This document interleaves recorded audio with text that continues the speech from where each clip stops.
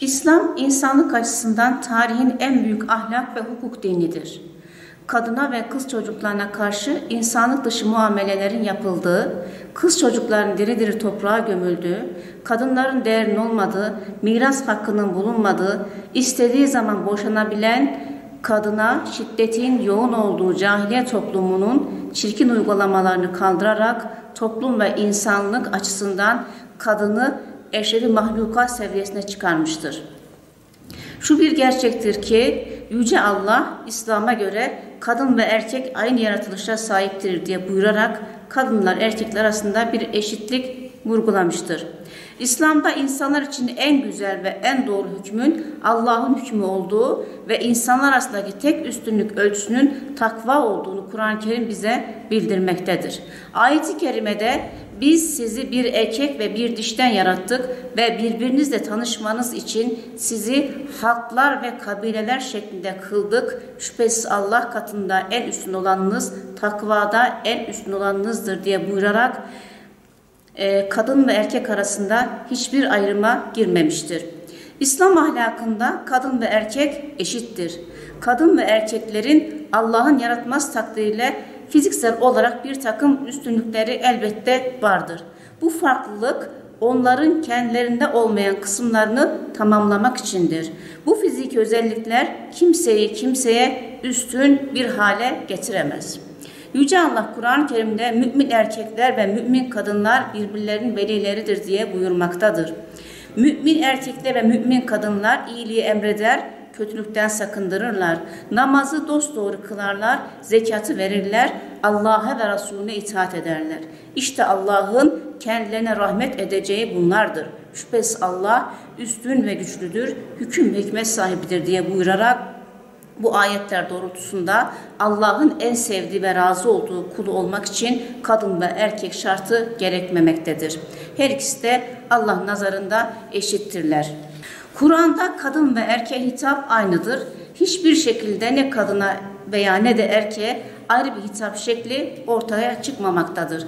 Allah Kur'an'da erkek olsun kadın olsun inanmış olarak her kim ki salih bir amelde bulunursa onlar cennete girecek ve onlara zerre miktarı kadar hiçbir şekilde haksızlık yapılmayacaktır diye buyurmuştur. Bu ayetlerden de anlaşılıyor ki kadın ve erkek için hiçbir üstünlük söz konusu değildir. Her ikisi de Allah nazarında eşittir.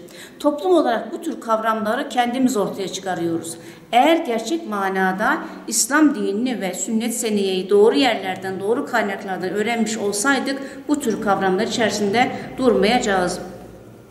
Kadına Kur'an anneye verilen üstünlük cennettir diye buyurarak Kur'an'da yine Allah-u Teala hiçbir ayrım içerisine girmeden biz insana anne ve babasına karşı güzel davranmasını tavsiye ettik derken her ikisini de eşit olarak göstermektedir. Lakin Peygamber Efendimiz burada anne olması hasebiyle kadını ön plana çıkararak cennet kadınların ayakları altındadır buyurmuşlardır. Bir eş olarak kadına baktığımız zaman Allah Kur'an'da kadın ve erkeğin birbirlerine karşı sorumluluklarından bahsetmektedir. Onlar sizin örtüleriniz, sizler de onların örtüsünüz diye buyurarak her ikisinde eşit olduğunu ve birbirlerinin kusurlarını kapatan varlıklar olarak göstermektedir. Yine başka bir ayette onun varlığının delillerinden biri de kendileriyle ülfet edip huzura ermeniz için size kendi cinslerinizden eşler yaratması ve aranızda bir sevgi ve merhamet var etmesidir buyurmaktadır. Bunda düşünen bir toplum için ibretler vardır buyurmuştur Allah-u Teala. Burada bir şeye dikkat çekmek istiyoruz. Düşünen bir toplumdan bahsediyor. Eğer biz gerçekten Allah'ın ayetleri üzerinde düşünmüş olsaydık şu an kadın veya erkek eşitliği üzerinde herhangi bir şeyin söz konusu olmadığını bu ayetlerden açık ve net bir şekilde anlamalarla alakalı olarak boşanırken kadını koruma altına almış, kadınların gönlünün alınarak ve hoşnut edilerek boşanılması hususunda erkekleri uyarmıştır. Ve ayet-i kerimede kadınlarla güzel geçinin, onları ya güzellikle tutun ya da onları güzellikle bırakın buyurmuştur.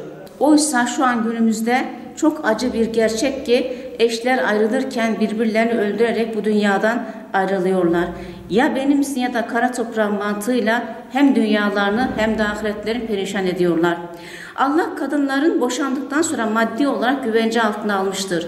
Kocası tarafından boşanan kadınların meşru bir tarzda yararlanma ve geçim payları vardır. Bu sakınanlar için bir haktır. Allah boşandıktan sonra kadına verilen malların da geri alınması hususunda erkekleri uyarmaktadır Talak suresinde. Yine Kur'an-ı Kerim'de Allah kadının mirasına zorla mirasçı olunmayacağı konusunda erkekleri uyarmaktadır. Yine kadının çalışıp kazanması neticesinde parasına dokunulmayacağını da ifade etmiştir. Elbette bunlar kadın için bir haktır. Biz kadınlar bu haklar çerçevesinde örf, adet ve geleneklerimizi de ön plana alarak ailemizin huzurunu da önceleyerek bu tür konularda münakaşa içerisine girmeden problemlerimizi halletme çabasına girmemiz gerekiyor. Yine iyiliğin ve adaletin hakim olması için çalışmak kadının ve erkeğin ortak mükellefiyetidir. Can, din, akıl, nesil, mal dokunulmazlığı da kadın ve erkek için doğuştan verilmiş haklardır. Kadına karşı olumsuz yaklaşımların temelinde manevi değerleri öteleyen bir tutumun etkisi olduğu bir gerçektir. Batı merkezli gelişen ve tüm dünya yetkisi altına alan bu bakış açısı kadını bir meta olarak göstermek, insan olarak toplumun tüm alanlarına olumlu katkı sağlayan bir birey olmaktan çıkarıp değersizleştirerek saygınlığını yok etme çabasında bulunma mücadelesine girmektir. Bu mücadelede zaman zaman medyada katkı sağlamaktadır. Elbette tüm dünyada kadınlara yönelik yapılan şiddet de ve onu sıradanlaştırma çabası göz ardı edilemez. Değer yargılarımızı Kur'an ve sünnet çerçevesinde uygularsak tüm bu sorunlarımıza çözüm bulunabilecektir. Resulullah'ın hayatında 23 yıllık asr-ı saadet hayatında kadınlara verilmiş olan haklar Peygamberin vefatı sonrasında zaman zaman kaybedilmeye başlamıştı ve şu an günümüzde de bunun örneklerini görüyoruz. Peygamber Efendimizin vermiş olduğu mücadeleyi devam ettirerek bizler de aynı mücadele içerisine girmek zorundayız. Kadını erkek üzerinden tanımlayan, değersizleştiren, onun iffetini, haklarını ihlal eden tüm tutum ve davranışlara karşı mücadele etmek hepimizin bir borcudur.